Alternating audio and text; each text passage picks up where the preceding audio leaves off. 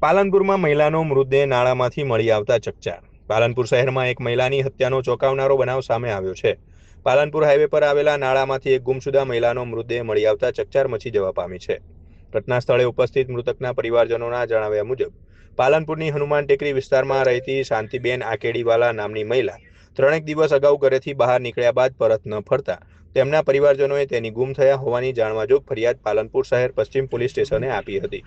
જોકે ગુમશુદા મહિલાનો હત્યા કરી નાળામાં ફેંકી દેવાયેલો મૃતદેહ આજે મળી આવ્યો હતો. ઘટનાની જાણ થતાં જ મૃતકના પતિ વસંત આકેડીવાલા સહિત પરિવારજનો તાત્કાલિક પોલીસ મથકે પહોંચી ગયા હતા. મૃતકના પરિવારજનો દ્વારા આક્ષેપ કરવામાં આવ્યો છે કે છેલ્લા 15 વર્ષથી રેખા નામની મહિલાની સાથે મૃતકને પારિવારિક સંબંધ હતા અને દાગીના અને રોકડ રકમની લેવડ-દેવડ લઈને વિવાદ ચાલતો હતો. આ મામલે તેઓની હત્યા કરવામાં આવી હોવાનો પ્રાથમિક અનુમાન મૃતકના પરિવારજનોએ વ્યક્ત કરી હતી. ઘટનાને લઈને મોટી સંખ્યામાં સમાજના લોકો અને પરિવારજનો પોલીસ મથકે એકત્રિત થયા હતા, જ્યાં તેઓએ હત્યારાઓને ઝડપી લઈ તેઓનો વરઘોડો કાઢવાની માંગ કરી હતી. ત્યારે પોલીસે સમગ્ર મામલે હત્યાની ફરિયાદ નોંધી શકમંદોની પૂછપરછ કરી તપાસનો ધમધમાટ શરૂ કર્યો છે.